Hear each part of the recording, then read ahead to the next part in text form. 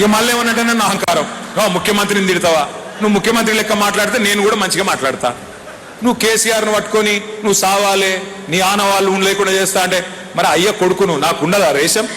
బరాబర్ ఉంటుంది, బరాబర్. రేవంత్ రెడ్డికి చెప్తున్నా, ప్రకాష్ రెడ్డికి చెప్తున్నా, కాంగ్రెస్ అందరికి చెప్తున్నా, నేను ఓన్లీ సాఫ్ట్వేర్ అనుకుంటున్నారు కొడుక, నేను హార్డ్వేర్ కూడా, నాకు కూడా తెలుసు ఎప్పుడు మాట్లాడాలో, ఎప్పుడు ఏం చేయాలో, ఎప్పుడు గేరు మార్చాలో మాకు తెలుసు. పక్కా చెప్తున్నా, మీ అందరికి మాటిస్తున్నా, పోయిన 10 ఏళ్ల తిరగనైతే బీఆర్ఎస్ ఉండదు. నేను కేసీఆర్ సార్ అంత మంచోని కాదు, ఒక్కొక్క కాంగ్రెస్ వానికి సినిమా చూపెట్టే బాధ్యత నేను తీసుకుంటా. మిమ్మల్ని సతాయించి ఇడిచిపెట్ట, పారిపోయినా సప్త సముద్రాల అవతల దాక్కున్నా ఇడిచిపెట్ట, వదిలిపెట్ట. మిమ్మల్ని సతాయిస్తున్న కాంగ్రెస్ వాళ్ళు, మిమ్మల్ని సతాయిస్తున్న అధికారులు వాళ్ళకొకటే చెప్తున్నా, 2 ఏళ్లలో తిరిగి గులాబీ జెండా ఎగురుతుంది, కేసీఆర్ ముఖ్యమంత్రి అవుతాడు. ఒళ్ళు దగ్గర పెట్టుకుని ఉండండి కొడుకుల్లారా, ఒళ్ళు దగ్గర పెట్టుకుని ఉండండి. అయిపోయింది, టైం అయిపోయింది, పక్కా అయిపోయింది, ఏం డౌట్ కూడా అవసరం లేదు మీకు. ఇదివరకు ఒక సినిమా వచ్చింది అర్జున్ రెడ్డి అని, super hit cinema. Arjun Reddy super hit, కానీ రేవంత్ రెడ్డి అటర్ ఫ్లాప్. ఎందుకంటే ఇప్పుడు మీకు తెలుసు, ఫస్ట్ హాఫ్ అయిపోయింది, ఇంటర్వ్యూలు ఒడిసిపోయింది, ఏమి లేదు సినిమాలు, అంతా తుస్సుపటాక్, ఏమి లేదు. ఇంకా కొత్తగా చేసేది కూడా ఏం లేదు. జారుడు బండ మీద ఉన్నాడు, ఆయన జారిపోతూనే ఉన్నాడు, ఆయనతో ఏం అయ్యేది లేదు, ఊదు కాలది, పీరి లేవదు. కొత్తగా ఒక్క పథకం అమలు కాదు, ఆయనతో ఏమి కాదు, మీరు భయపడక్కర్లేదు. ఇంకొక మాట చెప్తున్నా, మళ్ళీ యాది పెట్టుకోండి, మళ్ళీ చెప్తున్నా, ముఖ్యమంత్రి పదవికి వెళ్ళి దిగిపోయిన తర్వాత ఆయన పోతుంటే కూసున్న కుక్క కూడా లేవది, మళ్ళీ చెప్తున్నాను. అందుకే భయపడే అక్కర్లేదు, ఎవరికో భయపడి ఏందో కింద మీద అయ్యే అవసరం లేదు. ఎస్, కొన్ని తప్పులు జరిగినాయి, కొన్ని పొరపాట్లు జరిగినాయి, మా నుంచి కూడా జరిగినాయి, మేము కూడా మనుషులమే, ఒప్పుకుంటాం. కార్యకర్తలను ఈసారి నేను మీకు మాటిస్తున్నా, మీ ఆర్థిక పరమైన అంశాలు కానీ, మీ రాజకీయ పదవులు కానీ గతంలో మీరు అనుకున్నంతగా పట్టించుకొని మాట వాస్తవం, కానీ వచ్చే 5 ఏళ్లలో దాన్ని మార్చే బాధ్యత కూడా నేనే తీసుకుంటా అని చెప్పి కూడా మీకు మాటిస్తా ఉన్నా. నా బాధ్యత. మీరు ఇలా మేము వేదికలెక్కి ఉపన్యాసాలు ఇస్తున్నామంటే, ఎమ్మెల్యేలైనమంటే, మంత్రులైనమంటే, కేసీఆర్ గారికి దగ్గర కూర్చుంటున్నామంటే ఆ గౌరవం ఇచ్చింది మీరు, ఇక్కడ నిలబడే అవకాశం ఇచ్చింది మీరు, ప్రజల దగ్గర పోయి చెప్పేది మీరు. వాస్తవంగా ఓడిపోయేందుకు కూడా ఒకటే ఒక్క కారణం, ఎక్కువ లేవు, మీరు నిర్లిప్తంగా అయిపోయింది. నాకేంది తీ, ప్రజలకు అన్ని పోతున్నాయి, ప్రజలే ఓట్లు ఎత్తారు, నాకెందుకు తీ పోంతి అనుకున్నారు. ఇంకోటి కూడా అనుకున్నారు మీరు, పరకాలలో పోతే గీతమా ధర్మారెడ్డి సాబ్ ఓడిపోతాడు కానీ కేసీఆర్ పోతాడా అని కూడా అనుకున్నారు మీరు. అంతేనా? అనుకోలే? ఇక సిగ్గెందుకు పడుతురా, ఉన్నమాట ఇప్పుడు పర్వాలేదు. ధర్మాన్ని ఏమనుకోడు, బాధపడుతురు. మళ్ళీ గెలిపిస్తే చాలు, మళ్ళీ గెలిపిస్తారా లేదా? పక్కానా? ఒక్కటే మాట, జరిగినాయి తప్పులు, మా వైపు నుంచి జరిగినాయి తప్పులు, మీ వైపు నుంచి జరిగినాయి, అందరి వైపు నుంచి జరిగినాయి. ఇప్పుడు ఇక తప్పులు చేయకుండా చూసుకుందాం. దానికి 2 ఉపాయాలు ఉన్నాయి. ఇప్పుడు మనకు రెండు పనులు ఉన్నాయి మనం చేసేది. ఒకటి, సభ్యత్వ నమోదు కార్యక్రమం చేసేది ఉన్నది. ఇప్పుడు వెంటనే సభ్యత్వ నమోదు కార్యక్రమం ప్రారంభించుకునేది ఉన్నది. మరి సభ్యత్వ నమోదు అంటే ఇదివరకు మనం ఏం చేస్తుంటే పుస్తకాలు ఇస్తుంటే, ఇక ఆ పుస్తకాలు ఏం చేద్దరు మీరు నాకు ఎరికే. ఇలా మీకు కొన్ని పుస్తకాలు ఏమన్నా ఇచ్చిరా లేదా? చూపెట్టురు జర ఒకసారి, అందరు చూపెట్టురా, వచ్చినావు తీసుకున్న వాళ్ళు అందరు చూపెట్టురు. వచ్చినాయా? ఒక పని చేయండి, ఇంటికి పోగానే ఇట్లా ఇసిరేయండి పుస్తకం, తెరిచి చూడకూరు. మళ్ళా ఇంటికి బండి మీద పోయినామా ఇట్లా ఇసిరేసి మళ్ళీ తువాలు వేసుకొని అవతల పడ్డా మాకు, అంతే. మీరు చదవరు నాకు ఎరికే, జర దండం పెడతా చదువురి, అందులో చాలా ముఖ్యమైన సమాచారం ఉన్నది. పొరపాట్లు కూడా అట్లా వాడేయకూరు, కష్టపడి మీకోసం తయారు చేసినాయి 2 పనులు. సభ్యత్వ నమోదు కార్యక్రమం ఎట్లుండే అంటే, ఇది వరకు ఓ పుస్తకం ఇచ్చేది. ధర్మారెడ్డి సభ ఏం చేస్తుండే, పరకాల మండల అధ్యక్షుడు అనగానే ఆ అధ్యక్షునికి ఫోన్ చేస్తాడు, ఆడో జెడ్పీటీసీ ఉంటాడు, జెడ్పీటీసీకి ఫోన్ చేస్తాడు, ఎంపీపీ, మార్కెట్ కమిటీ చైర్మన్, ఒక 5-6 ఉంటారు ఇట్లా ముఖ్యమైన నాయకులు. వాళ్ళని ధర్మారెడ్డి గారు పిలుచుకుంటాడు. పిలుచుకొని, తమ్మి ఇక పార్టీ నుంచి పుస్తకాలు వచ్చినాయిరా, ఇక మీరు ఊరూరికి తీసుకుపోయి మీరు చేయండి అంటాడు. ఆ జెడ్పీటీసీ ఏం చేస్తాడు, ఆయన 4 పిలుచుకుంటాడు, ఎంపీపీ ఒక 4 పిలుచుకుంటాడు, మార్కెట్ చైర్మన్ ఒక 4 పిలుచుకుంటాడు. కింది దాకా మీటింగ్లు పెట్టి అందరినీ మంచిగా ధర్మారెడ్డి గారు డైరెక్ట్గా మందలించే పరిస్థితి ఉండదు, ఎందుకంటే టైం లేదు ఆ రోజుల్లో. కానీ ఇప్పుడు నేను ధర్మారెడ్డి గారికి మీకు విజ్ఞప్తి చేసేది ఏంటంటే, ఈసారి అట్లా లేదు. ఈసారి మెంబర్షిప్ ఏంది అంటే, ఈసారి ప్రక్రియ మొత్తం ఆన్లైన్, డిజిటల్ యాప్ ఉంటుంది. యాప్ మీ ఫోన్లోనే యాప్ ఉంటుంది. బూత్కి ఒక పిల్లగానికి 2 పిల్లగాళ్ళకి ట్రైనింగ్ ఇస్తాం మొదలు. ఆ యాప్ కూడా ఎట్లుంటుంది అంటే, ఉదాహరణకు చెప్తున్నా, మీ నియోజకవర్గంలో 232 పోలింగ్ బూతులు ఉన్నాయి. ఏ బూతోళ్ళ ఓట్లు ఆ బూతోళ్ళకి కనబడతాయి, అంతే, వేరే వాళ్ళకి కనబడాయి. ఇప్పుడు బూత్ నంబర్ 42 అనుకో, 42వ బూత్. ఆ 42వ బూత్లో ఉండే ఓట్లు మాత్రమే ఆ బూత్లో మరి ఎవరైతే మన మెంబర్షిప్ చేస్తుండ్రో వాళ్ళకి ఆ బూత్లో ఉండే 1000 ఓట్లు మాత్రమే కనబడతాయి. ఆ 1000 ఓట్లలోనే మీరు మెంబర్షిప్ చేయాలి. మీకు 43 కనబడది, 41 కనబడది, మీ మందం మీకు మాత్రమే కనబడుతుంది. ఒక ఊర్లో 4 బూతులు ఉంటే, ఆయన చూసుకోజరా, ఒక ఊర్లో 4 బూతులు ఉంటే ఆ 4 బూత్లలో కూడా ఎవరి ఓట్లు వాళ్ళకే కనబడతాయి.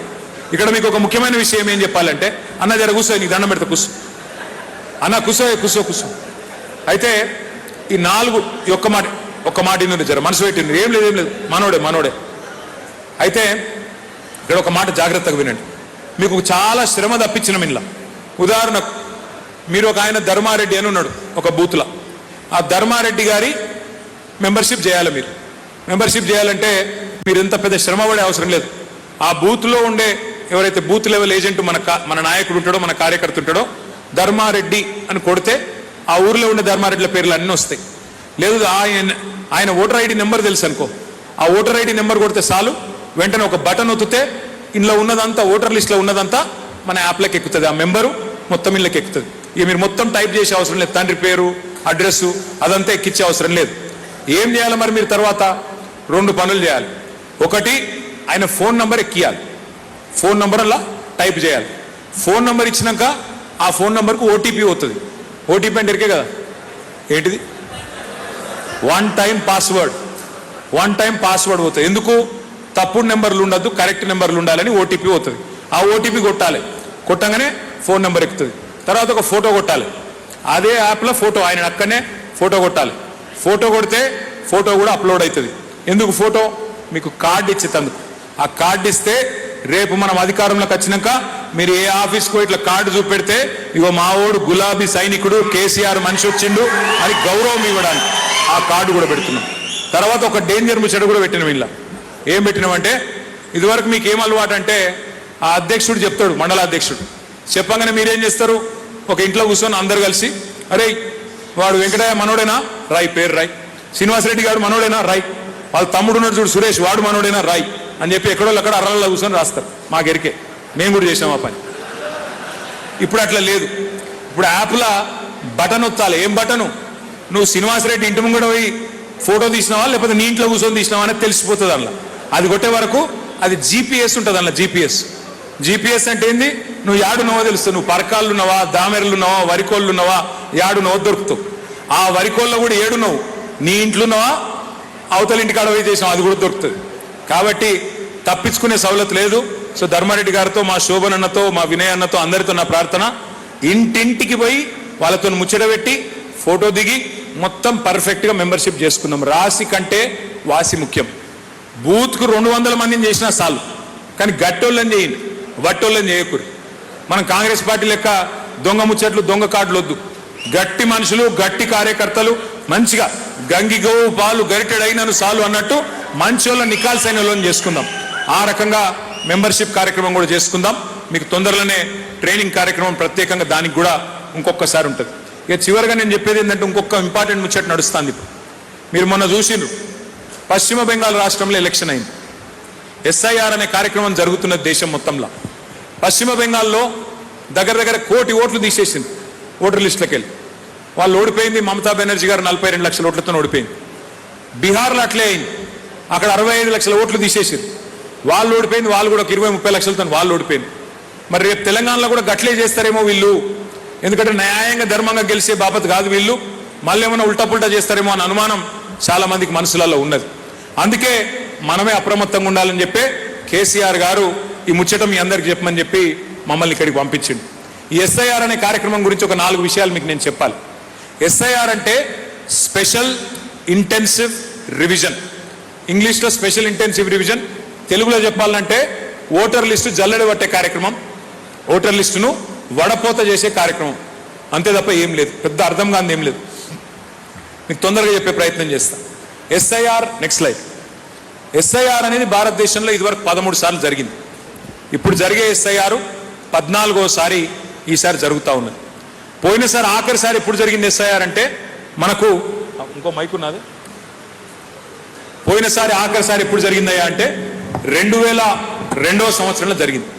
అప్పుడెప్పుడో మరి అప్పుడు పరకాల నియోజకవర్గం ఎస్సీ రిజర్వ్ నియోజకవర్గం ఉండే ఆ రోజుల్లో 2002లో అప్పట్లో జరిగింది ఎస్ఐఆర్. మళ్ళీ ఈ మధ్య కాలంలో జరగలేదు, 2002 లాస్ట్. సో ఇప్పుడు ఎస్ఐఆర్ ఎట్లా చేస్తారంటే మొదలు 2002 ఓటర్ లిస్ట్ ఉంటుంది, తర్వాత latest voter list 2025 voter list, రెండు పక్కపక్కన పెట్టుకుంటాం. కానీ ఇప్పుడు అప్పటికిప్పటికి ఫరక్ ఏంటంటే ఆ రోజు పరకాల నియోజకవర్గం అప్పటి నియోజకవర్గం వేరు, సాయంపేట ఉండే పరకాలు ఉండే, ఇప్పుడు పరకాల భూపాలపల్లి అయింది. అప్పటికిప్పటికి ఆ ఫరక్ ఉంటుంది. రెండోది ఏంది, అప్పుడు ఆంధ్రప్రదేశ్ ఇప్పుడు తెలంగాణ, అది కూడా ఉంటుంది. అయితే ఇక్కడ ఏంటంటే ఆ రోజు 2002లో ఉదాహరణకు చెప్తున్నాం, ఇక్కడ మా సోదరుడు ధర్మారెడ్డి గారు ఉన్నారు. ధర్మారెడ్డి గారి కుటుంబంలో ఆ రోజు పిల్లలకు ఓట్లు లేవు 2002లో, ఎందుకు చిన్న పిల్లలకు ఓట్లు లేవు. ఇప్పుడు 2025లో ఓట్లు ఉన్నాయి. సో ఇప్పుడు ఏం చేస్తారు, మొదలు మ్యాపింగ్ చేస్తారు. మ్యాపింగ్ అంటే ఏంది, ధర్మారెడ్డి